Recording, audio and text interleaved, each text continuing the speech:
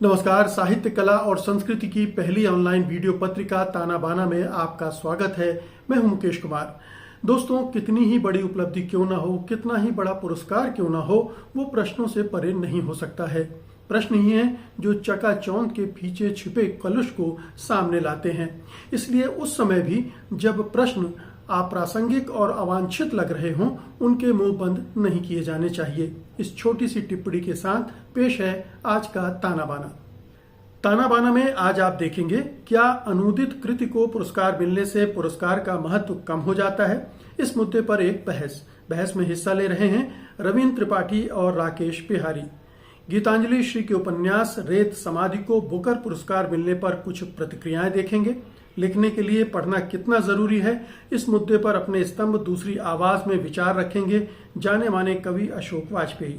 पुस्तक समीक्षा के क्रम में आज प्रोफेसर अपूर्वानंद से बात होगी उपन्यास डियर मिसेस नायडू पर, और अंत में मशहूर व्यंग्यकार ज्ञान चतुर्वेदी का व्यंग्य स्तंभ ना काहू से बैर। हिंदी की सुपरिचित कथाकार गीतांजलि श्री के उपन्यास रेत समाधि को जाने माने बुकर पुरस्कार से सम्मानित किया जाना एक ऐतिहासिक घटना है। भारतीय साहित्य और खासतौर पर हिंदी साहित्य के लिए ये गौरव का क्षण भी है।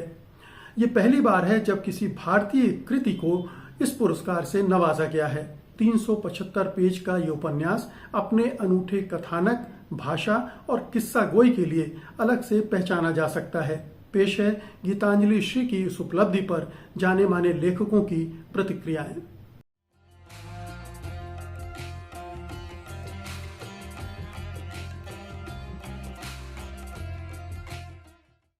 गीतांजलि की किताब रेत समाधि हमारे समय की बहुत महत्वपूर्ण किताब है, और जिस तरह से उन्होंने इस किताब को रचा है वो परंपरागत लीक को अनावश्यक करता चलता है।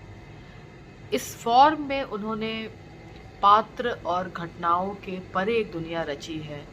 उसमें घटनाएं अगर हैं तो सांकेतिक तौर पे हैं, पात्र हैं तो कुछ इस तरह की उपस्थिति में है कि आप उनको तलाशते हैं। एक पूरी दुनिया जो कि मन की दुनिया है वो उन्होंने खड़ी की है। इन सारी चीज़ों को मिलाकर एक इतना बढ़िया रंगीन कैनवस उन्होंने रचा है, और ये जैसे एक किताब नहीं, एक पूरा मन है, उतना ही भरा पूरा जितना कि किसी का मन होता है, और उतना ही खाली जिससे कि उसके खालीपन का शोर हमारे भीतर गूंजे। जो अनकहा है और जो कहा है वो दोनों को मिलाकर उन्होंने एक रिच टेपेस्ट्री बुनी है, जिससे और इतने सरल और सहज तरीके से उसको किया है कि उसके पीछे की मेहनत, उसके पीछे की बुनकारी दिखाई नहीं देती। तो ये किताब एक तरह से अम्मा जो मुख्य किरदार है, ये उनके मन की अंतरंग दुनिया की कहानी है, और उस संदर्भ में ये शायद पूरे सामूहिक स्त्री मन को रिप्रेजेंट करता है, और एक फीमेल इमोशनल जेंडर के बारे में बात करता है। एक स्त्रियों की जो अंतरंग दुनिया है, उनकी जो वर्जनाएं हैं, उनकी सोच है, जो कंडीशनिंग है, उसको ले के चलता है, और दुनिया अचानक वो आपकी उंगली पकड़कर आपको अनूठे बिंब के सहारे रोजमर्रा की घटनाओं को कहते हुए वो एक अंतरंग लोक में आपको ऐसे लिए चलती हैं कि फिर उस दुनिया में सब कुछ आ जाता है। उसमें आसमान है, उसमें तारे हैं, उसमें चिड़िया है, उसमें बहुत सारा अंधेरा है, उसमें बहुत सारी खुशी भी है। और ये जो अमूर्तन का संसार है वो इतना अमीर संसार है। किताब के उन्होंने 3 हिस्से किए हैं, पहला, दूसरा, तीसरा जो सरहद के पार की कहानी है। और वो कहानी आप जब किताब पढ़ते हैं तो आपको पता चलता है कि जैसे कि वो तीसरी कहानी को कहने के लिए पहला और दूसरा हिस्सा रचा गया, तो उसको कहने के लिए ये पूरी कहानी रची गई थी। तो एक तरह से जो ग्रैंड फिनाले की हम बात करते हैं, ये वही दुनिया है। दूसरी बात जो मुझे इस किताब में बहुत महत्वपूर्ण लगती है, या गीतांजलि की अन्य किताबों में भी, जिस तरह वो अपने भाषा को बरतती है। कई बार उन्होंने बहुत छोटे छोटे शब्द इस्तेमाल किए हैं, कई बार नए शब्दों का इजाद किया है, और कई बार वो शब्द जैसे एक बहुत कोई बच्चे के हाथ में चरखी लेकर जो बच्चा दौड़ता है और उत्साह से दौड़ता है, ये उस तरीके से एक जोश में, एक स्फूर्ति में, खिलंदड़पन में वो चलती हैं आगे। और कई बार ऐसा भी होता है कि कुछ इस तरह के शब्द वो संजो के लिए आती हैं, जो हमारे बचपन की दुनिया की कहानी है। वो शब्द जो शायद अब बिला गए, जिनका हम अब इस्तेमाल नहीं करते, वो शब्द को जब वो इस्तेमाल करती तो एक पूरी दुनिया को अपने साथ बचाए लिए चलती है। और ये शायद एक बहुत बड़ी बात है, क्योंकि वो अपने समय को दर्ज कर रही हैं और हमारे पीछे के समय को भी एक तरीके से बचाते हुए लिए आ रही है। गीतांजलि की इस किताब को कोई बड़ा सम्मान मिलना ही था। ऐसा मुझे लगता था कि ये किताब कोई बड़ा सम्मान दे के आएगी, और इंटरनेशनल बुकर जैसा सम्मान ये लेके आई है। और इसके पीछे गीतांजलि जी ने जितने फोकस से और जितने एक तरह से कहें कि मोहब्बत से डूब कर इस किताब को लिखा है, वो शायद हम सबको सीखने की ज़रूरत है।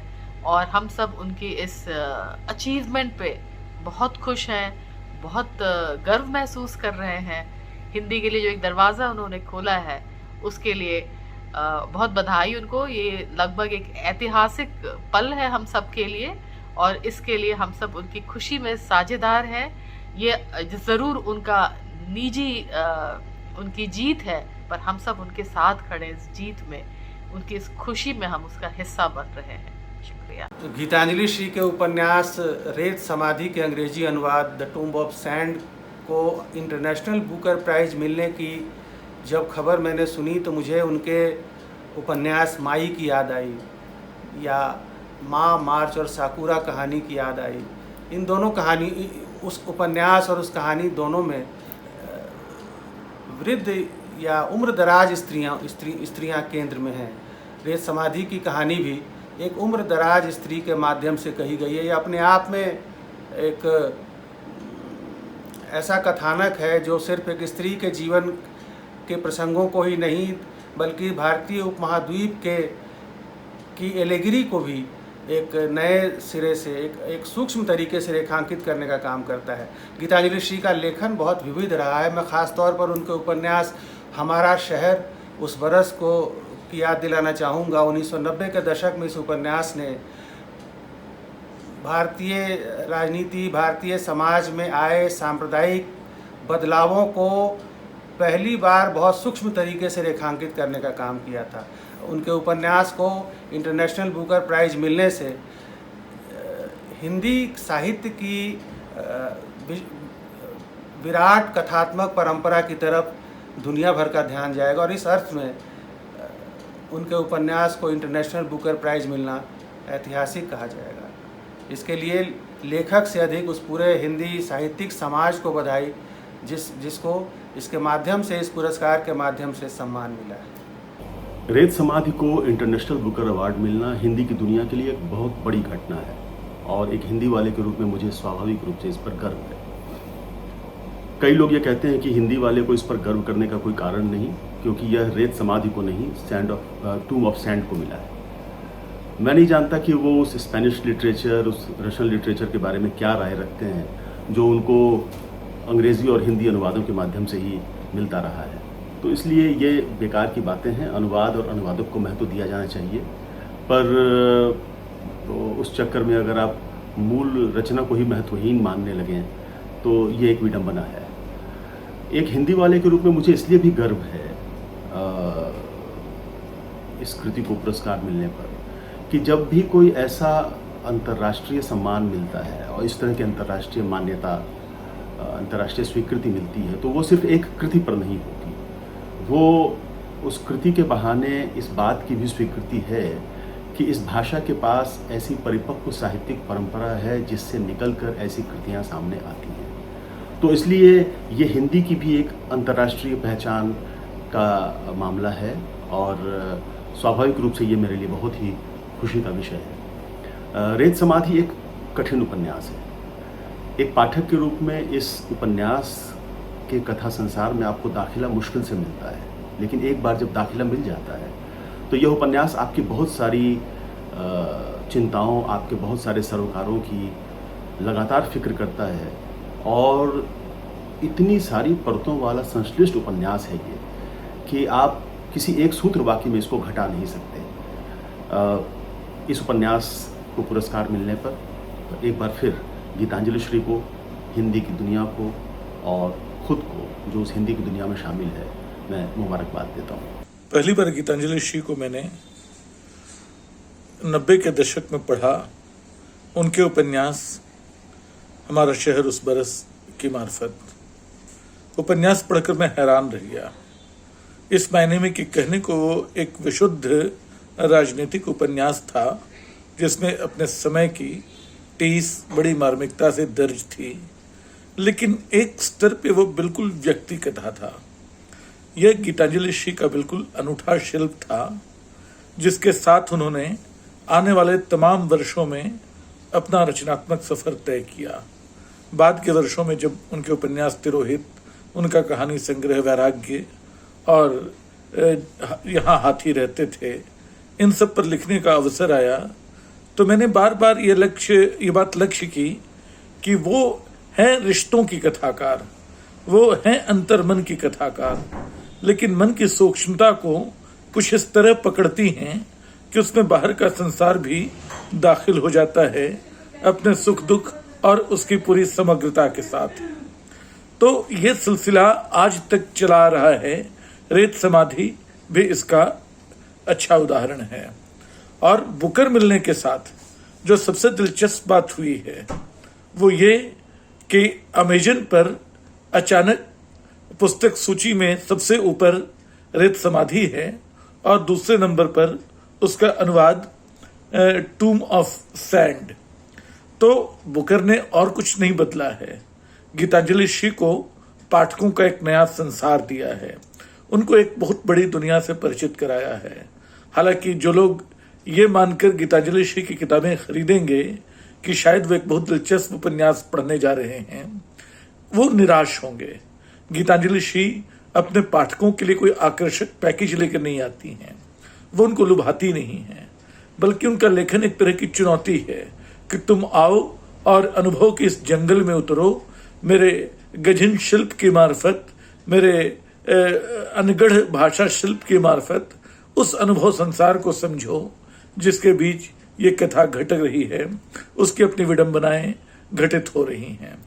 उनका लेखन अब एक वैश्विक पहचान की ओर बढ़ रहा है और उनके साथ साथ इस सम्मान ने हिंदी के लिए भी, भारतीय भाषाओं के लिए भी, बल्कि पूरे दक्षिण एशिया के साहित्य के लिए भी दुनिया की खिड़कियां खोली हैं। गीतांजलि श्री को इंटरनेशनल बुकर पुरस्कार मिलने पर बहुत बहुत बधाई। ये वाकई हिंदी के लेखकों के लिए एक अच्छी खबर है। जहाँ तक इस उपन्यास का सवाल है, रेत पर समाधि, यह सरहदों पर ठिठका हुआ उपन्यास है। इसमें लोक है, मिथक है, आधुनिकता है। इसमें आप देखेंगे कि रिश्तों के भीतर जो एक सरहद बनी हुई है उसका वृतांत है। ये एक बहुत नैसर्गिक गति में कृष्णा, सोबती, मंजूर एहतशाम, बुल्ले शाह जैसे तमाम किरदारों को, उनकी कथाओं को एक तरह से संजोते हुए चलता है। और ये जो याद दहानी इस उपन्यास में है वो पूर्व कल्पित नहीं है। ये उपन्यास अपनी गति में चलता है। अगर आप इसकी भाषा को देखें तो इसके भाषा के कई आयाम हैं। इसमें आपको सिर्फ वो छुअन नहीं मिलेगी जो लोक और मिथक में होती है, बल्कि आधुनिक जीवन की भाषा के प्रभाव भी इसमें दिखाई देते हैं। ये होने और ना होने के बीच का उपन्यास है। ये दरअसल अपनी ज़मीन खोज रहा है। ये वो ज़मीन है जो किसी रचनाकार के भीतर के संसार की प्रतिबद्धता की होती है। प्रतिबद्धता की बात मैं वाम के संदर्भ में नहीं कर रहा हूँ। एक रचनाकार की अपनी प्रतिबद्धता होती है अपने समय से, अपनी समझ से, अपने उसूलों से। तो वो एक चीज़ इसमें लगातार बहती हुई दिखाई देती है। इसमें ना कहो टोबा टैक्सिंग वाला जो एक पक्ष है जो सरहद पर अमानवीयता का है, लेकिन मानवीयता की तलाश में, तो एक बड़े अर्थों में ये मानवता के कुछ अहम पहलुओं को आविष्कृत करता है और खोलता है। मैं गीतांजलि को इस अवसर पर बधाई देता हूँ। नमस्कार।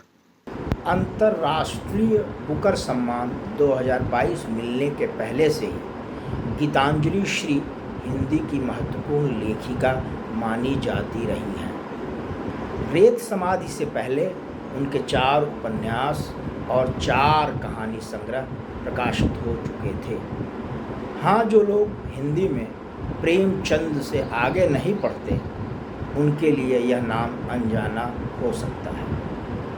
यह उपन्यास हिंदी में लिखा गया है। मूल से ही अनुवाद होते हैं। अगर मूल नहीं होता तो अनुवाद भी नहीं होता। अनुवाद शानदार है, पर है तो अनुवाद ही। सम्मान टूम ऑफ सैंड को जरूर मिला है, जो कि नहीं भूलना चाहिए। रेत समाधि का अंग्रेजी नाम है। इस घटना ने अच्छे अनुवादकों की ज़रूरत और उनके महत्व की ओर ध्यान खींचा है। यह अच्छी बात है। हिंदी साहित्य के लिए यह ऐतिहासिक घटना है। 1913 में जब रविन्द्रनाथ टैगोर की बांग्ला काव्य कृति गीतांजलि के अनुवाद को नोबेल पुरस्कार मिला था, तब हिंदी अपने स्वरूप और साहित्य के लिए संघर्ष कर रही थी। आज लगभग 1 शताब्दी बाद भारतीय भाषाओं में वह अपनी बढ़त बना चुकी है।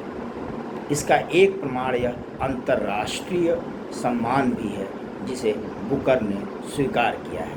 जाहिर है यह उत्सव का समय है। उपन्यास रेत समाधि समकालीन हिंदी उपन्यासों से 3 कारणों से अलग है। पहली बात तो यह कि यथार्थ की जटिलता को यह उपन्यास सहज सरल नहीं करता, इसलिए कई जगह दुर्बोध है। दूसरी विशेषता है कहन की आक्रामकता से सचेत दूरी। तीसरी विशेषता है सृजनात्मक भाषा, लगभग कविता को छूती हुई भाषा। इसी भाषा के कारण इसका ठहराव भी समकालीन मूल्य बन सका है। रेत समाधि को पढ़ने का सबसे अच्छा तरीका यह है कि उसे बीच में जहाँ आपकी रुचि हो वहीं से पढ़ा जाए। एक छोटे से अंश से मैं अपनी बात समाप्त करूंगा। देखें आपकी इसमें किस तरह से गीतांजलि श्री ने कविता की ऊंचाई को छुआ है। उस सड़क ने देखा, 2 औरतें उस पर उतरी चली। सड़क ने कहानियाँ देखी हैं उस पर से गुजरती, कुछ रौंदती कुछ कुदकती। इस सड़क ने नदी की तरह पल खाते मडराते इस मुल्क से उस मुल्क में घूमते सदियां पार की थी। लोगों की हंसी जानी, उनकी जल्दबाजी समझी और खौफ के तो इतने मंजर देखे कि वो खून की तरह उसकी रगों में भर गए। उसे बुरा लगा होगा जो इतनी धूल उड़ने लगी है कि उसकी किनारियां सजाते पेड़ों का रंग भूरे स्लेटी की तहों से झांकता हरा हो गया है। और पास बहती नहर, जिसमें गर्मियों की रातों में जुगनू मिचमिचाते थे कि पानी में लाल रंग उगते डूबते सूरज का नहीं, गुजरते ज़माने के लहू का मिल गया। धन्यवाद। गीतांजलि श्री के उपन्यास रेत समाधि को बुकर पुरस्कार दिए जाने के बाद से एक विवाद भी खड़ा किया जा रहा है।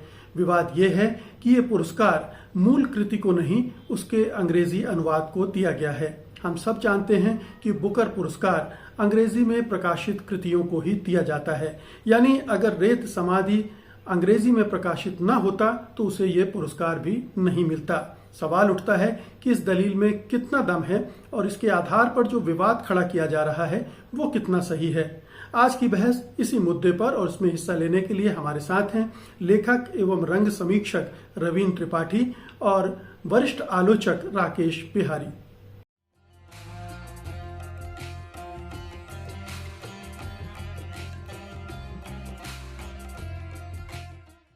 आप दोनों का ताना बाना में स्वागत है। रवीन जी, सबसे पहला प्रश्न आपसे है, ये प्रश्न उठाया जा रहा है, ये विवाद खड़ा हो गया है बल्कि, कि ये जो पुरस्कार मिला है बुकर पुरस्कार, वो मूल कृति को नहीं मिला है, अनूदित कृति को मिला है, जिसका अनुवाद डेजी रॉकवेल ने किया है और जो टूम ऑफ सैंड के नाम से प्रकाशित हुआ है, बुकर प्राइज उसको मिला है। अब इसको किस तरह से देखा जाए? आखिरकार मूल कृति पर ही तो आधारित ये अनुवाद है, तो आप मूल कृति को कैसे गायब कर सकते हैं? देखिए मुकेश जी, ऐसा है कि हमारे समाज में, बल्कि शायद हर समाज में, कुछ लोगों का काम ही होता है विवाद खड़े करना। इसी के बल पर उनकी आजीविका चलती है। मैं ये कहूँ, टैगोर को, रविन्द्रनाथ टैगोर को नोबेल पुरस्कार जो मिला था गीतांजलि पर, वो भी तो ट्रांसलेशन पर ही मिला था, वो कोई बंगला लेखन पर तो मिला नहीं था। तो इस और दुनिया में जिसको नोबेल पुरस्कार मिलता है सब स्वीडिश भाषा के तो होते नहीं है, तो दूसरी भाषाओं के होते हैं ना, कि आप उनके अनुवाद को ही पुरस्कार मिलता है। और ये तो हिंदी में ये सिर्फ लेकिन एक ईर्ष्या और द्वेष भर नहीं है, ये हिंदी में एक अनुवाद विरोधी संस्कृति भी है। ये जानते हुए भी कि हिंदी के बड़े बड़े लेखकों ने अनुवाद किए, ये परंपरा प्रेमचंद से शुरू हुई है, अमृत राय ने बहुत अच्छे अनुवाद किए, निर्मल वर्मा ने किए, राजेंद्र यादव ने किए, और कविता में तो धर्मवीर भारती ने किए, कुंवर नारायण ने किए, अशोक वाजपेयी ने किए, अभी भी असद जैदी बहुत अच्छे अनुवादक हैं, मंगलेश डबराल, उदय प्रकाश, इन तमाम लोगों के नाम लिए जा सकते हैं जो लगातार अनुवाद करते रहे। अनुवाद जो है वही तो ले जाता है एक संस्कृति को दूसरी संस्कृति के पास। मैं आपको बताऊं कि गैब्रियल गार्सिया मार्केस का जो उपन्यास है 100 ऑफ सॉलिट्यूड, उसको हम लोग स्पेनिश में तो पढ़ते नहीं है, वो अंग्रेजी में ही पढ़ा है या हिंदी में अनुवाद होकर के आया है उसका। पर उसके जो अनुवादक थे, जिनका श्रेष्ठ अनुवाद माना जाता है अंग्रेजी का, ग्रेगरी रवासा, उनके बारे में मार्केस ने कहा था कि उन्होंने मूल कृति से भी उसको बेहतर बना दिया है अनुवाद में।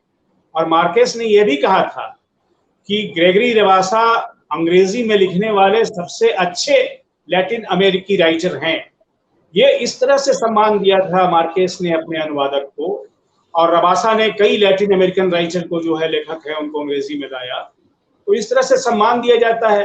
आज 100 सॉलिट्यूड के अनुवाद को आप पढ़ते हैं, जो कि हम सब अनुवाद में ही पढ़े हैं, स्पेनिश तो मेरे ख्याल से हम में से कोई नहीं जानता, तो वो मार्केस को ही पढ़ते हैं ना। रबासा को कितने लोग पढ़ते हैं? जो बहुत एकेडमिक पढ़ते हैं वही जानते हैं कि ग्रेगरी रबासा थे। शायद ग्रेगरी रबासा का नाम भी हिंदुस्तान में बहुत कम लोगों ने सुना है।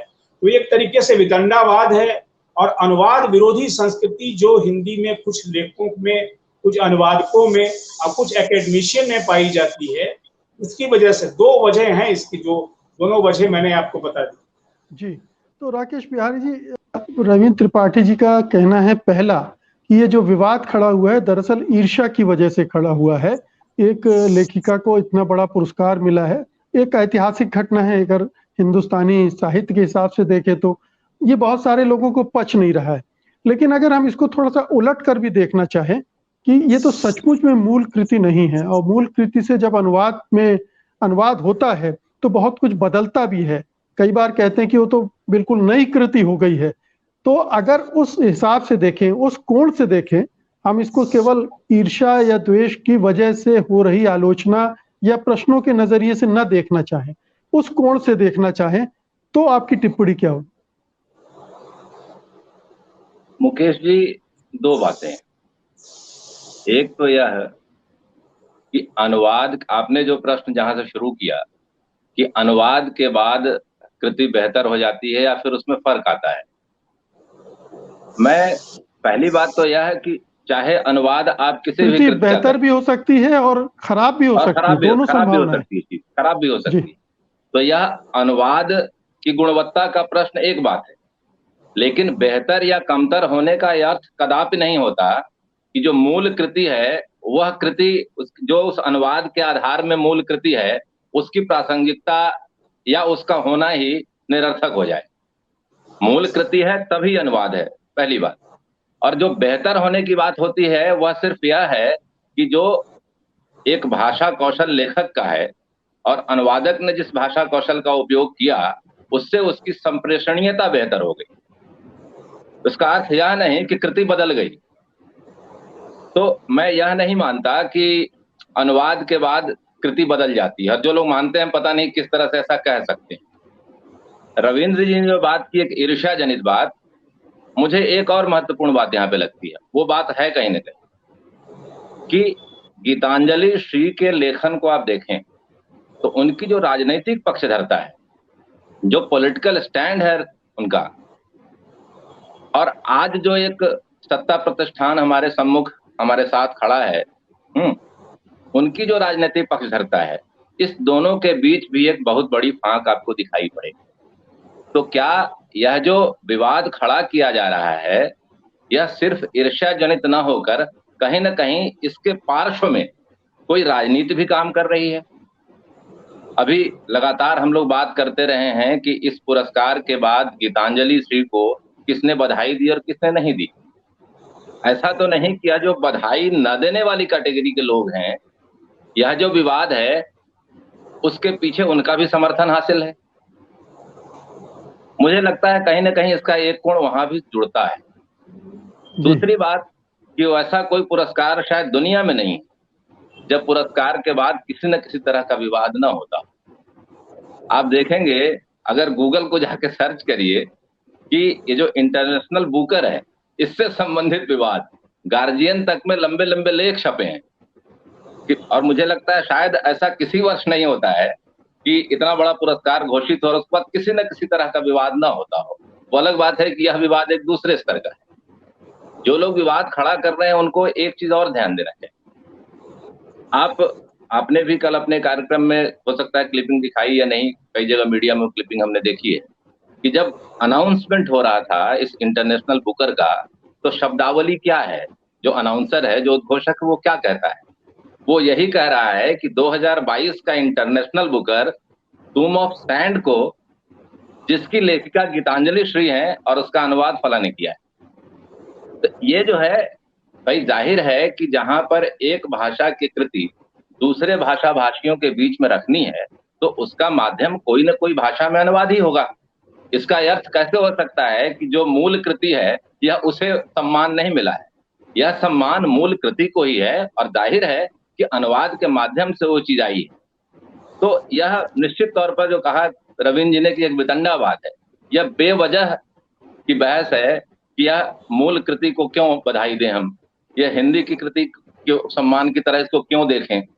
मतलब मुझे लगता है पूरी तरह से ये बेवजह की बात है। एक ऐसा विवाद है जो सिर्फ विवाद के लिए खड़ा किया जा रहा है। जी, तो रविंद्र जी, क्या ये हाय हुसैन हम ना हुए, ये जो हाहाकार है इसका है कि अगर उनकी कृति अनुवाद होकर बुकर प्राप्त करती तो शायद उनको ये शिकायत न रहती, बल्कि वो उसके पक्ष में खड़े होते कि अंतर्राष्ट्रीय स्तर पर पहुंचना है, आपको बड़े पाठक वर्ग तक पहुंचना है, तो अनुवाद कितनी जरूरी चीज है। अगर अंतर्राष्ट्रीय पुरस्कारों में विभिन्न भाषाओं की कृतियां आ रही हैं, compete कर रही हैं, तो आप कैसे उनकी जांच परख करेंगे? कैसे कमेटी कोई इतनी भाषाओं के जानकार होगी जो हर भाषा के साहित्य को उसकी मूल भाषा में पढ़े और जांचे और फिर पुरस्कृत करे? इस पूरी सिस्टम को भी समझना पड़ेगा हमें। तो क्या ये एक कुंठित समाज या कुंठित वर्ग की अभिव्यक्ति है? देखिए, ये भी है मुकेश जी, जो आपने कहा या जो राकेश जी ने कहा या जो मैंने शुरू में कहा, एक कुंठित वर्ग की भी अभिव्यक्ति है। लेकिन एक दूसरा पहलू भी इसका है कि अनुवाद को लेकर के भारतीय समाज, खास करके अंग्रेजी से आप देखिएगा, एक हिस्टोरिकल पर्सपेक्टिव है। जिस हिंदी का विकास हम जिस हिंदी को आज बरतते हैं, बोलते हैं, लिखते हैं, वो उपनिवेशवाद विरोधी एक आंदोलन के तहत विकसित हुई थी। और उस उपनिवेशवाद में बेसिकली मुख्य रूप से उसका आधार था अंग्रेजी विरोध। तो एक वर्ग में, मैं नहीं कह रहा हूँ कि सारे, और कुछ ऐसे लेखक भी हैं जो हो सकता है कि वो लेखक के रूप में अच्छे हों, पर उनके दिमाग में अंग्रेजी को लेकर के या अनुवाद को लेकर के एक खास तरह का दृष्टिकोण है जो नकारात्मक मैं कह सकता हूँ। मैं और कोई बात नहीं कहूँगा, वो आरोप जैसा हो जाएगा, पर नकारात्मक है। और ऐसे आप पोस्ट और भी देखते होंगे। ये पहला मौका नहीं है। जब अरुंधति राय का जब उपन्यास हिंदी में आया था, तब भी कई लोगों ने विवाद किया था जब उनको बुकर मिला था वो। तो जब हिंदी में उनका अनुवाद आया, अभी जो अनुवाद मंगलेश जवराल ने किया था, वो भी हालांकि विवाद नहीं हुआ, बहुत अच्छा अनुवाद है, पर अंततः वो अरुंधति राय की कृति थी ना, मैं बुकर के संदर्भ में कह रहा हूँ। तो ये जो बुकर इंटरनेशनल बुकर अवार्ड है, वो उसकी धारणा ही यही है कि ये दूसरी भाषाओं के जो पुस्तकें अनुदित होती हैं उनके दिया जाता है। मान लिया ओल्गा तोकारचुक जो पोलिश की बड़ी लेखिका हैं, जिनको नोबेल भी मिल चुका है और पहले भी बुकर मिल चुका है, तो अगर उनको मिलता तो हिंदी में तो विवाद नहीं होता कि अरे आपने पोलिश को दिया, अंग्रेजी अनुवाद को दिया।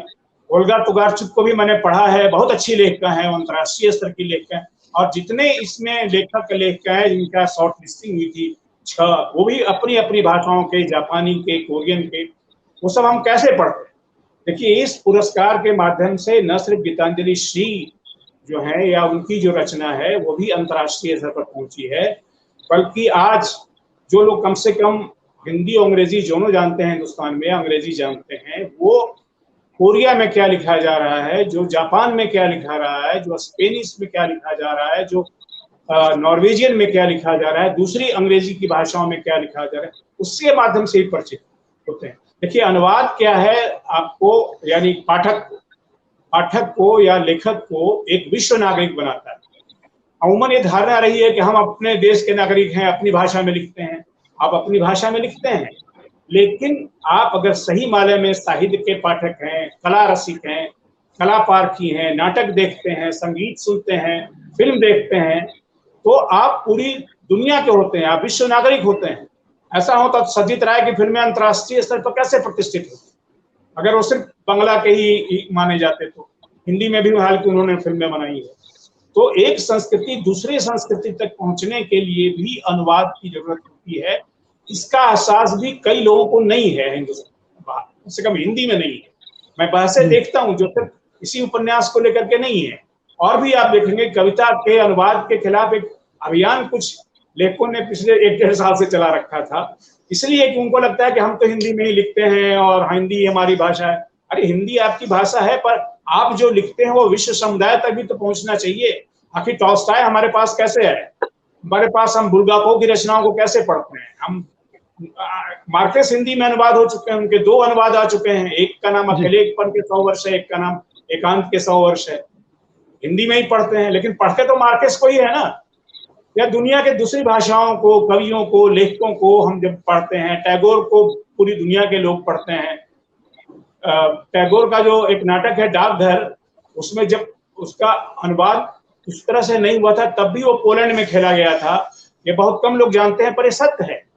तो आखिर कैसे पहुंचे टैगोर, कैसे? अभी टैगोर पर एक फिल्म आई है विक्टोरिया ओकाम्पा और टैगोर के रिलेशनशिप पर, जो बनी है कोलैबोरेशन में, एक भारतीय कोलैब। तो उसमें विक्टोरिया ओकाम्पा जो अर्जेंटीना की एक लेखिका थी, उन्होंने टैगोर की कविताओं के अनुवाद पढ़ करके ही तो उनसे उनका एक बौद्धिक लगाव हुआ था। तो मेरा ये कहना है कि ये सिर्फ कुंठा या विद्वेष या जलन नहीं है, एक विचारधारा भी हिंदी में है जो कुछ लोगों को अनुवाद से अरुचि पैदा करने वाली मानसिकता बनाती है, और उनको लगता है कि चूंकि मैं सिर्फ हिंदी में लिखता हूँ या लिखती हूँ, तो जिनका अनुवाद हो गया है वो मुझसे बेहतर कैसे हो जाएंगे, मेरा तो। अरे आप भी लिखिए। एक टिप्पणी मैंने देखा था एक सोशल साइट पर, ये अंग्रेजी अनुवादक ढूंढने पड़ेंगे। ऐसे नहीं अंग्रेजी अनुवादक हो जाते हैं। अनुवादक होना भी एक श्रमसाध्य प्रक्रिया है, इतना आसान नहीं होता है। हिंदुस्तान में या हिंदी में तो आपको मलयालम या तमिल या असमिया बांग्ला से भी अब बहुत अच्छे कम अनुवादक हैं। एक जमाने में हिंदी में बांग्ला से बहुत अच्छे अनुवादक होते थे, आज बहुत कम हो गए। तो हिंदी में तो अनुवाद की समस्या है। हिंदी का लेखक मराठी का भी ठीक से अनुवाद न तो पढ़ता है, आप गुजराती का ठीक से ज्यादातर लोग, कई लोग पढ़ते हैं, मैं एक जनरलाइजेशन नहीं कर रहा हूँ, लेकिन एक बड़ा वर्ग ऐसा है जो भारतीय साहित्य को भी नहीं पढ़ता है। और ये समझना पड़ेगा कि भारतीय साहित्य को भी जानने और समझने के लिए आपका दायित्व बनता है कि आप दूसरी भाषाओं के साहित्य को पढ़ें, और हिंदी साहित्य को भी अंग्रेजी के अलावा दूसरी विदेशी भाषाओं और भारत की भाषाओं में भी अनुदित होने या कराने की प्रक्रिया को आगे बढ़ाएं। जी राकेश जी, क्या इस तर्क को थोड़ा सा हम लोग वजन दे सकते हैं कि मान लीजिए ये तर्क किसी कुंठा, किसी द्वेष से निकल कर ना आया हो कि आखिरकार हिंदी को भी पुरस्कृत होने के लिए अंग्रेजी में जाना जरूरी है। एक औपनिवेशिक बाध्यता जो बनाकर रखी गई है, वो प्रश्न भी खड़ा किया जा रहा है इस पूरे विवाद के संदर्भ में। क्या ये एक एंगल है जिस पर विचार किया जाना चाहिए? मुकेश जी, इस एंगल को भी खारिज नहीं किया जाना चाहिए। मुझे यह लगता है कि कई बार हम कृति की गुणवत्ता के परिचायक के रूप में अनुवाद या पुरस्कार को सामने रख लेते हैं। इस पर भी हमें विचार करना होगा।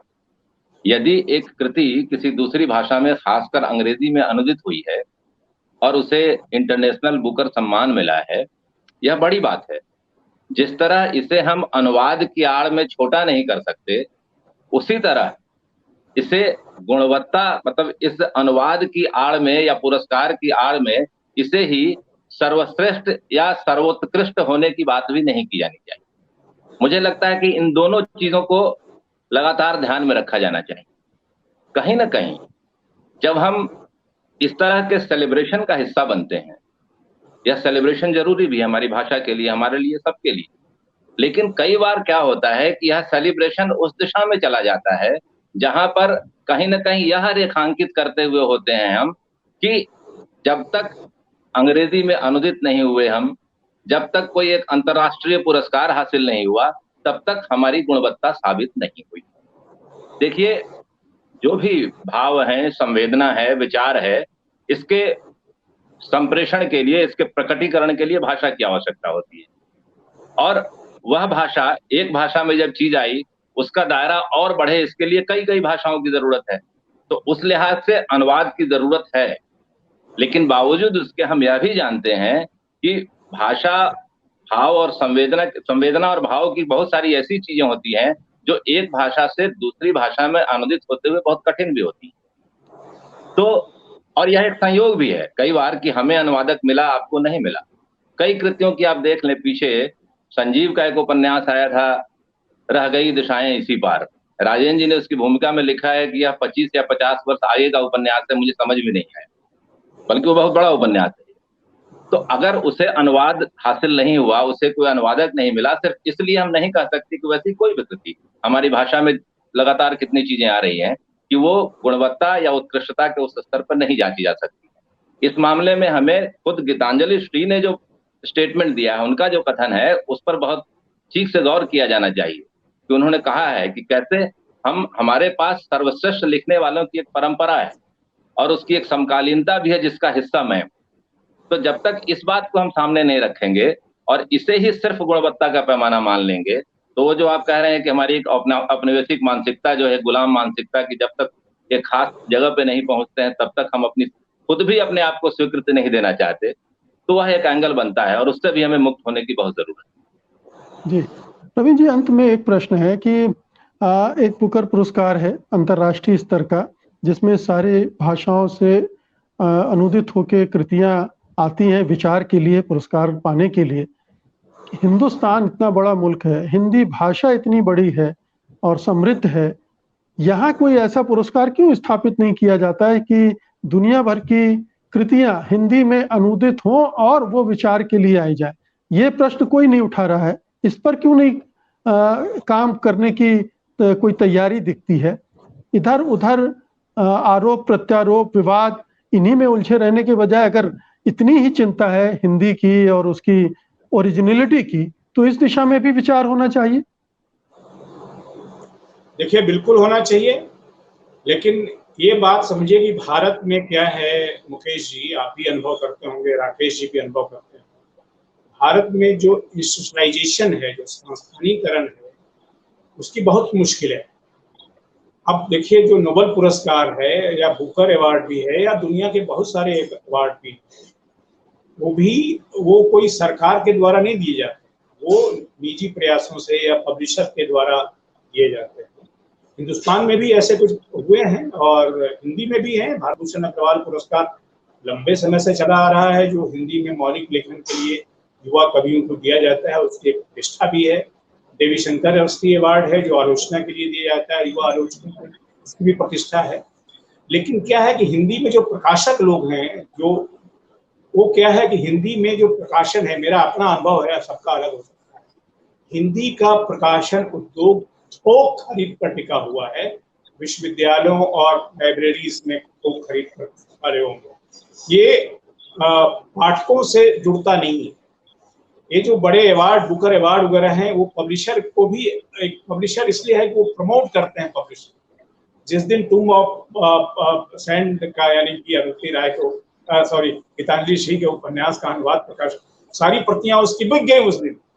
हिंदी में आप कितना भी पढ़े, अभी रेत समाधि भी जब आप पूछेंगे अशोक माहेश्वरी जो इसके प्रकाशक हैं कितनी बिकी हैं, तो मालूम होगा कि जितनी टूम ऑफ सैंड बिकी है उसका शायद पता नहीं 10वां हिस्सा भी बिका होगा कि नहीं। हिंदी में पब्लिशर थोक पर करते हैं, बड़े बड़े प्रकाशक, छोटे तो है नहीं, बड़े प्रकाशक भी चाहते हैं कि थोक में उनकी किताबें खरीद ली जाएं और फिर मामला ठीक ये ठाक तो हो जाए। दूसरी ये जब तक समस्या रहेगा होगी। तब तक इस तरह के अवार्ड रविंद्र हिंदी जी, ये में दूसरी समस्या होगी। मैं तो पूरे हिंदी समाज की बात कर रहा हूँ, पब्लिशर्स की बात नहीं कर रहा हूँ, और ना ही कोई लेखक या लेखक संगठन इसको कर सकता है। ये बड़े प्रयास की जरूरत है इसमें, और इसमें अगर सरकार की भूमिका भी हो तो कोई बुराई नहीं, बशर्ते सरकार का दखल ना हो, नहीं तो वो दया प्रकाश सिन्हा जैसे लोगों को पुरस्कृत करने पर जोर लगाने लगेगा।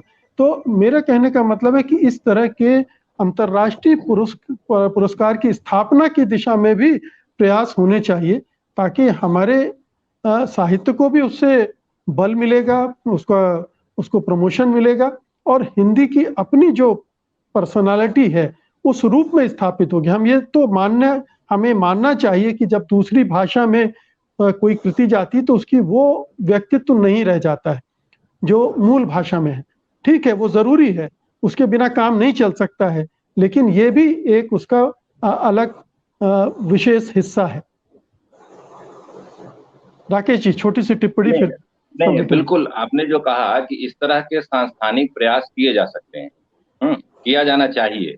इससे यह होगा कि जो आप अंग्रेजी की तरफ देख रहे हैं कि अंग्रेजी में अनुदित होने के बाद एक अंतर्राष्ट्रीय प्रतिष्ठा जो मिल रही है, वो शायद कल को हिंदी में अनुदित होने के बाद प्राप्त होने लगे। और यह निश्चित तौर पर आपने जो कहा कि सरकार की दखल इसमें भले ना हो, लेकिन सरकार का सहयोग इसके लिए बहुत जरूरी है। लेकिन इसके समानांतर जो मुझे एक दूसरी चीज भी लगती है कि जब हम पुरस्कार पर बहुत ज्यादा जोर देते हैं, तो क्या कहीं यह अब भी हम यही मान रहे हैं कि पुरस्कार ही एक वह रास्ता है जो कि हमें कहीं स्वीकृति दिलाएगा? एक तो बड़ा क्या जो रास्ता तो है, आलोचना नाम की ये एक तो संस्था मानना है, ही पड़ेगा कि एक बड़ा रास्ता तो है। लेकिन जो पुरस्कृत मुझे यह कृतियों की लगता एक है स्वीकृति भी होती है, उन्हें प्रचार भी मिलता है, पाठकों में भी उसको लेकर जिज्ञासा बनती है, तो पुरस्कारों की एक भूमिका तो है। पुरस्कारों की भूमिका हो सकती है, लेकिन अगर देखें कि जितनी संख्या में किताबें छपती हैं, पुरस्कार तो उतने नहीं दिए जा सकते। तो अंततः मुझे क्या लगता है कि जो आलोचना नाम की संस्था है हमारे यहाँ, क्या यह पुरस्कार और अनुवाद की जो संस्था है वह आलोचना को स्थापित कर अपनी जगह लेना चाहती है? अगर ऐसा हो रहा है तो फिर यह एक मुझे लगता है कि हम गलत दिशा में जा रहे हैं।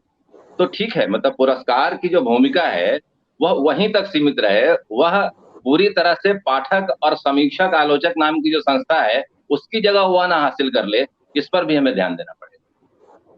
बिल्कुल। तो इस पूरे विवाद के कई कोण हैं, लेकिन ये कोण सबसे महत्वपूर्ण है कि एक कृति जो अंतर्राष्ट्रीय स्तर पर पुरस्कृत हुई है, उसकी बेशक वो अनुवाद के रूप में पुरस्कृत हुई हो, लेकिन इससे उसका महत्व कम नहीं हो जाता है। कतई और ये एक उपलब्धि का क्षण है, ये सेलिब्रेशन का समय है, इस समय इसको सेलिब्रेट किया जाना चाहिए, लेकिन उन प्रश्नों को भी ध्यान में रखा जाना चाहिए जो उठ रहे हैं, और उनके उत्तर भी खोजे जाने चाहिए, उन्हें दरकिनार नहीं किया जा सकता है। बहुत बहुत शुक्रिया आप दोनों का आज की चर्चा में हिस्सा लेने के लिए। धन्यवाद, नमस्कार। धन्यवाद।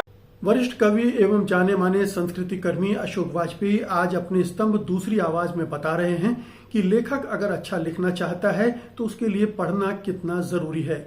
उनके अनुसार अगर पढ़ाई का भूगोल सीमित है तो जाहिर है कि उसकी दृष्टि और रुचि का भूगोल भी सीमित हो जाएगा। देखते हैं दूसरी आवाज।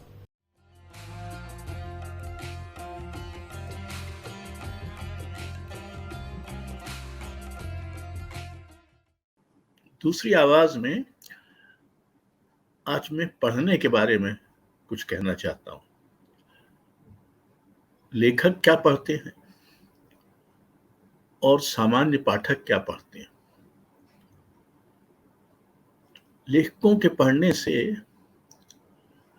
ये भी किसी हद तक निर्धारित होता है कि वो क्या लिखते हैं। आपने कितना विशद साहित्य पढ़ा,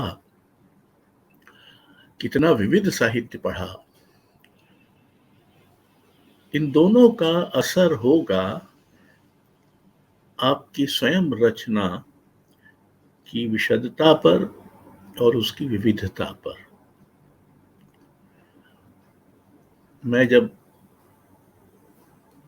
छोटा था, 9वीं-10वीं क्लास में था, तो हमारे एक बहुत प्रिय अध्यापक थे, मैं उनको अपना गुरु ही मानता हूँ।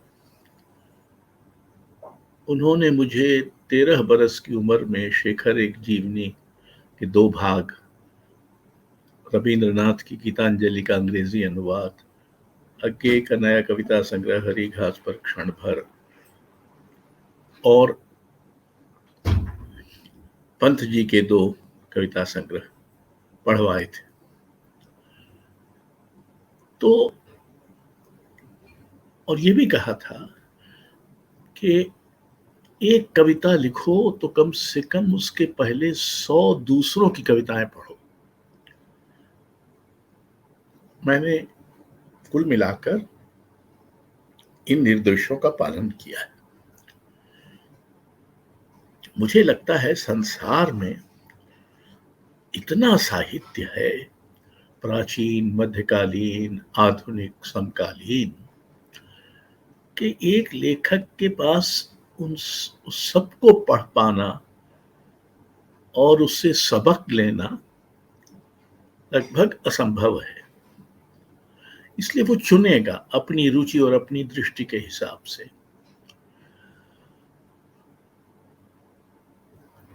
आजकल तो ऐसे साधन आ गए हैं कि आपने कविता लिखी और तुरंत उसको फेसबुक पे डाल दिया और उस पर 15 प्रतिक्रियाएं भी आ गई, लगभग सभी प्रशंसा परक या अनुकूल, और कवि के रूप में आप संतुष्ट हो सकते हैं। ऐसी आत्मसंतुष्टि लेखक के काम नहीं आती। दूसरों की प्रतिक्रियाओं का इंतजार करना वाजिब है, लेकिन दूसरे सोच विचार कर आपको कुछ बताएंगे तभी बात बनेगी। इन दिनों ऐसा संदेह होता है जैसे युवा लेखक अपने पुरखों के लिखे को नहीं पढ़ते, अपनी परंपरा के महान ग्रंथों को नहीं पढ़ते, वो पढ़ते हैं ज्यादातर एक दूसरे को। तो ये जो पढ़ने की का भूगोल है, वो अगर सीमित होगा तो आपकी रुचि और दृष्टि का भूगोल भी सीमित होगा। अभी हाल में ऐसे आंकड़े आए हैं। हमारे यहाँ तो ऐसे कोई सर्वेक्षण नहीं होते जिससे पता चले कि लेखक क्या पढ़ रहे हैं या पाठक क्या पसंद कर रहे हैं। पाठकों की पसंद हर हालत में भरोसेमंद नहीं होती। ऐसी बहुत सारी रचनाएं होती हैं जो अपने समय में आपत्तिकारी मानी जाती हैं, उन पर ऐतराज होते हैं, लेकिन बाद में उनकी महानता या उनके महत्व को स्वीकार किया जाता है। पढ़ना एक जरूरी काम है, क्योंकि आप पढ़कर ही अपने जीवन का दूसरों के जीवन तक विस्तार कर पाते हैं।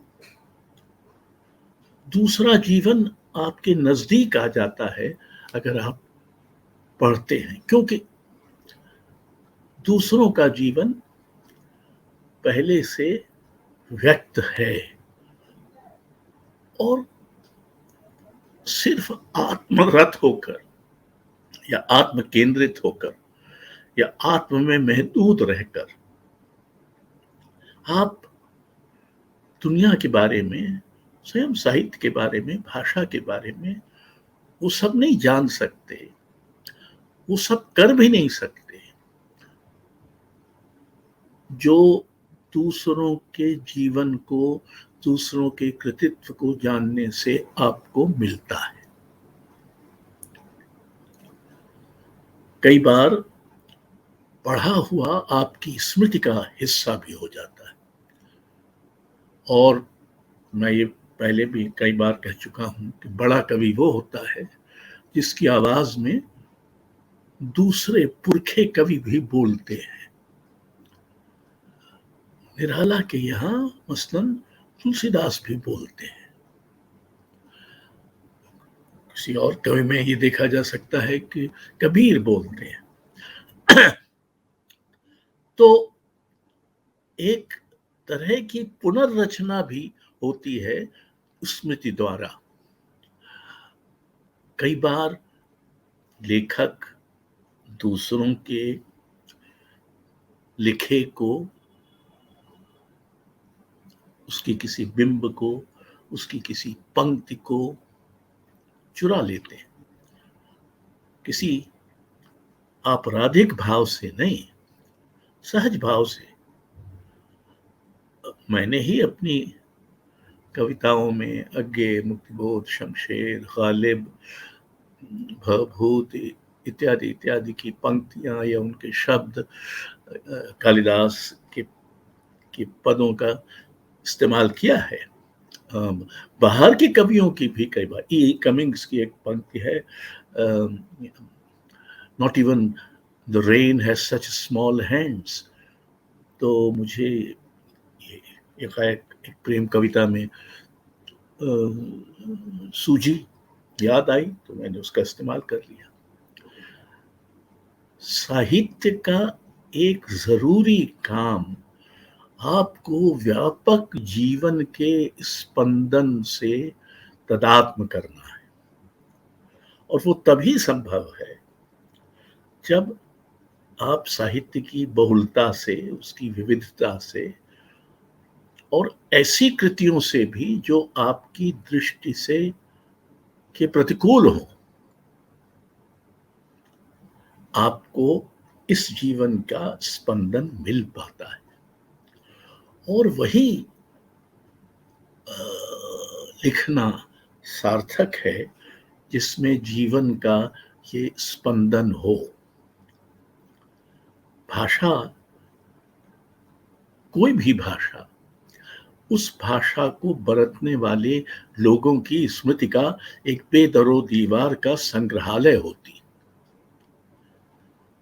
भाषा में बहुत कुछ सुरक्षित रहता है, और निरी भाषा में नहीं, उस भाषा में जो रचा गया है, जो सोचा गया है। मैं कई बार इसकी चिंता करता हूं कि क्या हमारे युवा लेखक या आज के लेखक आज के विचारकों से कोई निस्बत रखते हैं। गांधी और मार्क्स और अंबेडकर और लोहिया इत्यादि इत्यादि का तो जिक्र होता रहता है, लेकिन आज जो विचार कर रहे हैं लोग, आज जो संसार में एक वैचारिक संकट है और उसको जो टटोल रहे हैं, उसको जो विन्यस्त कर रहे हैं, उससे हम सबका, हम लेखकों का और हम पाठकों का कितना संबंध है? क्योंकि दुनिया चीजों से बदलेगी, इस भ्रम से कम लेखक को तो मुक्त होना चाहिए। भले सामान्य नागरिक इस भ्रम में पड़ते रहते हैं। दुनिया चीजों की बहुतायत से नहीं बदलती, दुनिया बदलने का काम विचारों ने किया है, और इन विचारों से हमारा संबंध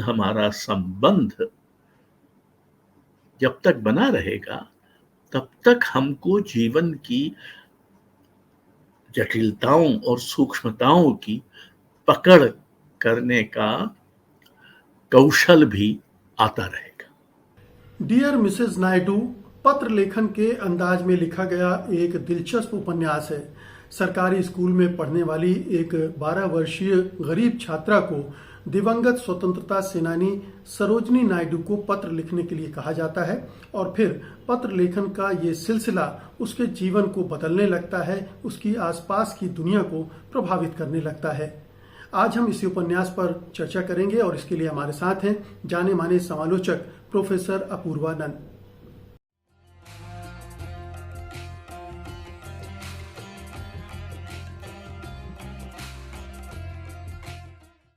ताना बाना में आपका स्वागत है अपूर्वानंद जी। नमस्कार। नमस्कार। तो मातंगी सुब्रमण्यन का ये उपन्यास जो है डियर मिसेस नायडू, वो खुद भी शिक्षा जगत में सक्रिय हैं, सामाजिक कार्यकर्ता हैं और ये उपन्यास भी प्राथमिक शिक्षा पर केंद्रित है, शिक्षा के अधिकार पर केंद्रित है, लेकिन बड़े ही दिलचस्प अंदाज में लिखा गया है। और सरोजनी नायडू जो कि इस दुनिया में नहीं है, उनके नाम पत्र लिखने से ये सिलसिला शुरू होता है और एक पूरे स्कूल में बदलाव की तरफ ले जाता है। आपने इस पूरे उपन्यास को किस तरह से देखा? एक तो ये बतलाना बहुत ज़रूरी है कि मातंगी सुब्रमण्यन का ये जो उपन्यास है डियर मिसेस नायडू, यह अंग्रेज़ी में लिखा गया है और देवयानी भारद्वाज ने इसका हिंदी तर्जुमा किया है।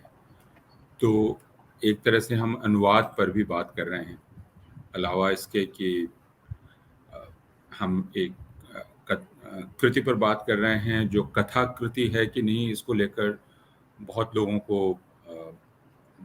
के मन में सवाल हो सकते हैं कि इसे आप उपन्यास कहेंगे या नहीं। हालांकि प्रकाशक ने जिस श्रेणी में इसको डाला है वह कहानी है, यानी उपन्यास है, कथा है जी। तो आपकी तरह ही मुझे इसलिए इसका पूरा ताना बाना और इसकी संरचना आकर्षक लगी क्योंकि यह सरोजनी नायडू को संबोधित है, डियर मिसेस नायडू। तो एक ऐसी पात्र जो ऐतिहासिक पात्र हैं और उनकी हमनाम एक लड़की उन्हें खत लिख रही है, जो नियमित अंतराल पर लिखे जाने वाले खत हैं। और वह लड़की गरीब, यानी आप सबसे निचले तबके की जो कल्पना कर सकते हैं उससे आने वाली लड़की है और वह सरोजनी नायडू के ज़रिए अपनी सपनों, अपने संघर्षों की बात करती है। तो इसमें दो चीज़ें हम देखते हैं और उससे मैं बहुत आकर्षित हुआ। वह यह कि आप एक तरह से इस कृति के ज़रिए सरोजनी नायडू से भी परिचित होते चलते हैं। और जब मैं पढ़ रहा था तो मुझे लगा कि कितने कम लोग सरोजनी नायडू को भी जानते हैं। तो यह लड़की सरोजनी नायडू की ज़िंदगी को देखती है, अपनी ज़िंदगी को देखती है, उनके संघर्षों को देखती है, अपने संघर्ष को देखती है। और एक तरह से कहा जा सकता है कि यह प्राथमिक शिक्षा या जो शिक्षा का बुनियादी अधिकार है, राइट टू एजुकेशन एक्ट, उसके लागू करने की कहानी और स्कूल समिति जो बनती है, स्कूल प्रबंधन समिति, उसके बनने की कहानी है। लेकिन यह उससे कहीं बड़ी है क्योंकि यह उस समाज की जीने की ललक, इसमें आपको कहीं उदासी नहीं मिलती है, कहीं हताशा नहीं मिलती है, बल्कि जैसे लोग जिंदगी जीते हैं, अगर एक बच्चा उस माहौल में जीवन जिए तो वह हताश नहीं दिखेगा, वह जीवन जीता है पूरी शिद्दत के साथ। वैसे ही ये लड़की पूरी शिद्दत के साथ जिंदगी जी रही है और इसकी दोस्तियां होती हैं, दोस्तियों में दूरियां आती हैं, नए दोस्त बनते हैं। तो ये एक मुझे मुकम्मल जिंदगी की कहानी मालूम पड़ती है जी। इसमें सरोजनी जो कि इसकी मुख्य पात्र है, उसको होमवर्क दिया गया है कि आप अपने किसी भी ऐसे व्यक्ति के लिए पत्र लिखें जिसको आप लिखना चाहते हैं, संबोधित करना चाहते हैं। और दूसरी तरफ वो एक किताब भी पढ़ रही है सरोजनी नायडू के ऊपर, उसे जो किसी से भेंट में मिली है। तो दोनों स्तरों पर सरोजनी नायडू के साथ उसका संवाद चल रहा है और वो संवाद जो चल रहा है वो उसके अपने जीवन से जुड़ा हुआ है। अपने जीवन में वो उसको उतारती भी जा रही हैं। जो कुछ भी वो सरोजनी नायडू से सीख रही हैं, उनके बारे में जान रही है, वो अपने जीवन में उतार रही है। और जो सरकारी स्कूल इसकी पूरी उपन्यास के केंद्र में है, जहाँ वो बच्ची पढ़ रही है सरोजनी, वो उसको कैसे बदला जाए, इसको लेकर है। लेकिन इस उपन्यास की जो मुझे बड़ी खूबसूरत बात लगी वो ये कि ये आपको कहीं भी सिलसिला तोड़ती नहीं है, बोर नहीं करती है और दिलचस्पी लगातार बनाए रहती है। हाँ, उपन्यास कई तरीकों से लिखे जा सकते हैं। डायरी के शक्ल में लिखे जा सकते हैं, लिखे गए हैं, पत्रों की शक्ल में लिखे जा सकते हैं, और यह उपन्यास पत्रों की शक्ल में लिखा गया है। लेकिन आप इसे पत्राचार नहीं कह सकते हैं, क्योंकि एक तरफ से लिखा जा रहा पत्र है। उसमें भी रुचि को बनाए रखना यह बहुत बड़ी चुनौती है, और बड़ी हद तक इसकी जो रचनाकार हैं वो उसमें सफल हुई हैं। मैं कहूँगा अंत में जाकर उपन्यास थोड़ा प्रत्याशित लगने लगता है और एक सकारात्मक अंत की तरफ बढ़ता है, जो बहुत बुरी बात नहीं है। लेकिन अगर उस अंत को छोड़ दें तो उसके पहले तक उपन्यास औपन्यासिकता इसकी बनी रहती है, क्योंकि जिंदगी की अलग अलग परतें खुलती हैं। खुद इस लड़की के अपने इसके माँ से क्या रिश्ते हैं, सरोजनी के अपने माँ से रिश्ते, फिर सरोजनी की माँ जिस घर में काम करती हैं उनसे उनके रिश्ते, और वो भी धीरे धीरे खुलते हैं पत्रों के माध्यम से, एक बार की नहीं। जो चरित्र हैं उन चरित्रों में भी इसकी हड़बड़ी नहीं है कि आप किसी चरित्र को फौरन किसी खाने में डाल दें। तो वो चाहे जो दूसरा प्रधानाध्यापक आता है, जो पहली नज़र में लगता है बुरा है, लेकिन फिर उसकी कमजोरियां मालूम पड़ती हैं। उसकी माँ की सहेलियां हैं जो अपनी जिंदगी से जूझ रही हैं। दीप्ति जो नई उसकी दोस्त आती है, और इस तरह समाज में जो श्रेणियां बनी हुई हैं, जिसमें ये खुद निचले तबके पर है और हमें एक समय सोचते हैं कि इससे नीचे क्या हो सकता है, लेकिन उससे नीचे भी है जहां दीप्ति है। लेकिन दीप्ति का परिवार और इसके परिवार में फर्क है, क्योंकि दीप्ति के परिवार में उसका पिता है, वो भले ही पियक्कड़ है, शराबी है। तो आप उस जिंदगी की जिसको कह सकते हैं कि एक तीसरा कोण भी है, आमिर वाला। जिंदगी की मार खाते हुए, जिंदगी से लड़ते हुए, सबसे कम साधनों के साथ रहने वाले लोग हैं, उनकी जिंदादिली का और उनके जीवट का एक प्रामाणिक चित्र इसमें मिलता है। तो और इसका एक तीसरा कोण भी है जी। आप बात नहीं, आप बताइए जी। हाँ, मैं ये कह रहा था एक तीसरा कोण भी है जो आमिर से बनता है, एक जो धार्मिक भेदभाव और उनके बीच पनपती दोस्ती, और ऐसी दोस्ती जो बहुत पक्की किस्म की मानी जा सकती है, वो है।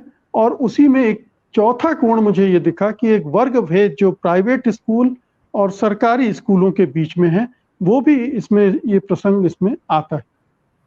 बिल्कुल। तो कैसे आप उस प्रश्न को, जो इस रचनाकार के समय का सबसे बड़ा प्रश्न है, हिंदू मुस्लिम रिश्ते को लेकर उठने वाला सवाल, उस प्रश्न को कैसे आप उपन्यास में गूंथते हैं, इसे देखकर आमिर और सरोजनी के बीच का जो संबंध है, ईद के समय वहाँ होने वाला जमावड़ा है, खुद इसके लिए बनाया जाने वाला घाघरा है जो इसको ये पहनती है, जो आमिर की माँ इसके लिए बनाती हैं। तो उन सब में बहुत ही खामोशी के साथ, बिना ऊपर से कुछ कहे, उस तनाव को यह उपन्यास व्यक्त करता है, जो तनाव हिंदू मुस्लिम रिश्तों के बारे में है। एक जगह वो बात आती भी है जिस अपने पत्र में ये लिखती है, लेकिन यह कहीं बहुत ज्यादा मुखर नहीं है। लेकिन आप देख सकते हैं कि वह चिंता इसमें है, और जो चरित्र आ रहे हैं वो चरित्र भी कोई योजना के तहत लाए गए नहीं लगते हैं। आमिर का नाम कोई ऐसा नहीं लगता है कि नहीं, यह जानबूझकर एक बात कहने के लिए, एक वक्तव्य देने के लिए एक चरित्र खड़ा किया गया है। तो आपने ठीक कहा कि एक कोण वह है जो आमिर वाला है, और दूसरा वर्ग का प्रश्न, क्योंकि वर्ग के प्रश्न को अक्सर हमारी रचनाएं बहुत ही यांत्रिक तरीके से उसको उठाती हैं, लेकिन यहाँ स्कूल एक ऐसी जगह है जहाँ वर्ग का अंतर सबसे ज्यादा प्रकट होता है।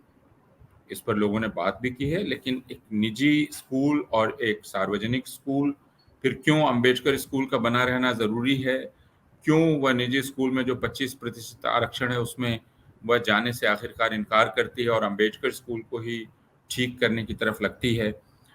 तो ये जो चौथा कोण है वर्ग वाला, वो बहुत महत्वपूर्ण है, जिसकी तरफ आपने इशारा किया। जी। और एक घटना है जो मुझे थोड़ा-सा परेशान करने वाली थी, एक प्रसंग जो है, जिसमें थोड़ा-सा ब्लैकमेल की ध्वनि आती है, थोड़ी-सी सौदेबाज़ी की ध्वनि आती है।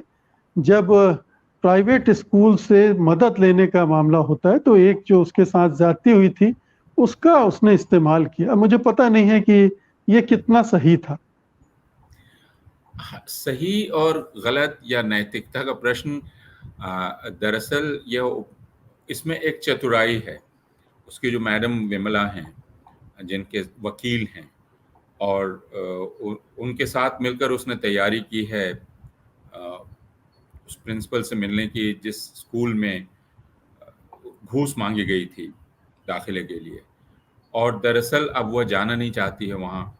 तो जो वकील हैं उनका तो बहुत रसूख है, उनकी बहुत पूछ है, और अगर वो पैरवी कर दें तो हो सकता है, लेकिन ऐसा वो चाहती नहीं है। तो फिर ये दोनों मिलकर ये युक्ति खोजती हैं, और हो सकता है कुछ लोगों को ये अनैतिक लगे, लेकिन मुझे बर्तोल्ट ब्रेख्त याद आते हैं जो कहते हैं कि एक बहुत बड़ा गुण है कनिंग। तो कनिंग को हम हमेशा नकारात्मक मानते हैं, लेकिन ब्रेख्त का कहना है कि जो गरीब लोग हैं, जो श्रमिक लोग हैं, उनके लिए कनिंग बहुत ज़रूरी है अगर उनको जिंदा रहना है, वरना वो जीवित नहीं रह सकते हैं इस वर्ग विभाजित समाज में। तो यहाँ वो उस कनिंग का ज़रा इस्तेमाल है, लेकिन वो मज़ेदार लगा मुझे। हालांकि ये बहुत ही सरल अंत है, कोई भी स्कूल इसके लिए शायद तैयार ना हो, लेकिन उपन्यास में ऐसा हो सकता है, कहानी में ऐसा हो सकता है। कहानी में इस तरह से एक सौदा किया जा सकता है कि मैं आपकी इस बात को बाहर नहीं ले जाऊंगी और आप ये कर लें। साधारण जीवन में मुझे लगता है यह होना बहुत कठिन होगा कि इस बात पर कोई प्राइवेट स्कूल तैयार हो जाए। जी।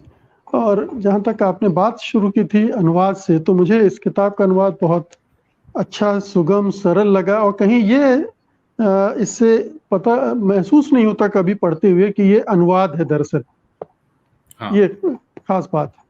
अनुवाद बहुत अच्छा है। देवयानी भारद्वाज ने बहुत ही सुगम इसको बना दिया है पाठकों के लिए, कहीं भी लगता नहीं है। और यही अनुवाद की खासियत होती है। अनुवाद के बारे में यह कहा जाता है कि दरअसल अनुवादक उसमें अदृश्य हो जाता है।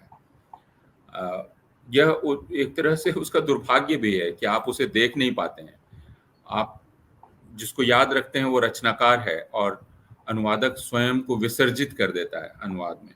तो अनुवाद को लेकर काफ़ी बहस है कि आप क्या उस तनाव को से पाठक को परिचित कराना चाहते हैं, या तनाव को बिल्कुल ख़त्म कर देना चाहते हैं, आदि आदि आदि। अभी हम यही कह सकते हैं इस रचना को पढ़ते हुए कि देवयानी भारद्वाज की सफलता इसमें है कि वे इसमें दिखलाई नहीं पड़ती हैं, और इसके लिए उनको मुबारकबाद दी जानी चाहिए। बिल्कुल। अभी आपने रेत समाधि का जिक्र किया, तो आपने कहा कि अनुवादक को अदृश्य हो जाना चाहिए, लेकिन यहाँ तो वो पूरी तरह से बराबरी के साथ मौजूद हैं। यानी पुरस्कार राशि में भी हिस्सेदारी करते हुए बराबरी की, और बराबरी की चर्चा। जी। हाँ, उस बात से हिंदी के लोगों को सबक लेने की ज़रूरत है, क्योंकि इस उपन्यास को लेकर हम परसों से या कल से देख रहे हैं कि हिंदी का काफ़ी जयगान हो रहा है, लेकिन हिंदी को इस पर विचार करने की ज़रूरत है कि क्यों उसकी दुनिया इतनी विपन्न है। अंग्रेजी में देखिए, आप अनुवादक को चूंकि बराबर का सम्मान देते हैं, आप उसे बराबर खड़ा करते हैं। अनुवादक अपने आप को रचना में अदृश्य कर देता है, लेकिन उसे बाहर दृश्य रहना चाहिए। उसे पारिश्रमिक वह परिश्रम करता है या करती है, उसे पारिश्रमिक सम्मानजनक मिलना चाहिए, और उसका भी पर्याप्त सम्मान होना चाहिए। उसको उसी तरह स्वीकार की मान्यता मिलनी चाहिए जैसे लेखक को मिलती है। लेकिन इस बात पर हम लोग पहले भी बात कर चुके हैं ताना बाना में कि हिंदी में उपन्यास की वक़्त कितनी कम है, अनुवाद की वक़्त कितनी कम है, और इस वजह से अच्छे अनुवादक आप दिखलाई नहीं पड़ते। ऐसा नहीं है कि वे नहीं हैं, लेकिन आप उन्हें उचित पारिश्रमिक नहीं देते, जिस वजह से उनका काम सामने नहीं आ पाता है। तो यदि आप उचित पारिश्रमिक देंगे, समय देंगे, यह उनका पेशा होगा, तो देवयानी भारद्वाज जैसे उपन्यास आएंगे, या रेत समाधि का जैसा अनुवाद आया वह, और जैसा अनुवाद अभी हम पढ़ रहे हैं देवयानी का, वैसे अनुवाद आएंगे। तो ये ठीक ही था कि बुकर पुरस्कार में गीतांजलि श्री और अनुवादक साथ साथ खड़ी थी, डेजी। ऐसा ही होना चाहिए, ऐसा दिखना चाहिए। लेकिन हिंदी में तो प्राय आप ये देखते हैं कि अनुवादक का नाम भी पहले पृष्ठ पर नहीं होता है। बिल्कुल। तो बल्कि कहा तो यहाँ तक जाता है पूर्वानंद जी कि अनुवादक दरअसल पुनर्रचना करता है किसी रचना की। अगर अनुवाद सही अच्छे ढंग से कर रहा है तो दरअसल वो रिक्रिएट कर रहा है उसको। अनुवादक, इस पर इतनी बात हो चुकी है, अनुवादक का काम दोहरा होता है, दोहरे श्रम का होता है। वो अतिरिक्त जिम्मेदारी से भरी हुई होती है एक अनुवादक, क्योंकि उसकी जिम्मेदारी उस सांस्कृतिक दुनिया के बारे में है जो मूल रचना की है, उस रचनाकार के स्वर के बारे में है। उस स्वर को वो गायब नहीं कर सकती, जो उसका विशिष्ट स्वर है उसको वो कैसे पकड़े। और उसमें रचना में सिर्फ स्वर नहीं होता है, रचना में संगीत होता है, रचना में गंध होती है, रचना में भार का बोध होता है, ये सारी चीजें होती हैं। एक टेक्सचर होता है भाषा का, और अनुवादक एक परेशान रहती है या रहता है, छटपटाता रहता है कि वो इस टेक्सचर को भी उसको लाना है, इस गंध को भी लाना है, इस माहौल को भी लाना है। और वह संघर्ष, उस संघर्ष को लोग देख नहीं पाते हैं, जो संघर्ष है। तो आपका कहना बिल्कुल ठीक है कि अनुवादक का संघर्ष बहुत बड़ा है और गहरा है। बहरहाल बहुत बहुत शुक्रिया पूर्वानंद जी आज इस महत्वपूर्ण कृति पर चर्चा करने के लिए। धन्यवाद आपका। नमस्कार। हर संकट के समय कहा जाता है कि ईश्वर परीक्षा ले रहा है। सवाल उठता है कि ईश्वर बदमाशों की परीक्षा क्यों नहीं लेता? क्या उसकी परीक्षा प्रणाली में कोई खोट है जो बार बार वो कमजोरों और ईमानदारों की ही परीक्षा लेता है? जाने माने व्यंग्यकार ज्ञान चतुर्वेदी आज अपने स्तंभ में इसी परीक्षा प्रणाली पर चोट कर रहे हैं। पेश है ना कहो से बैर।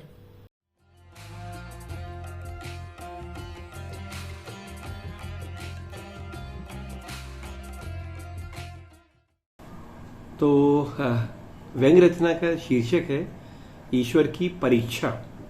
हम आमतौर पर मुसीबत में पड़े आदमी को ये कहते हैं कि अरे घबराओ मत, ईश्वर परीक्षा ले रहा है, सब ठीक हो जाएगा। ऐसे ही मेरा दोस्त मुझसे कह रहा है कि अरे ईश्वर परीक्षा ले रहा है, तुम घबराओ मत।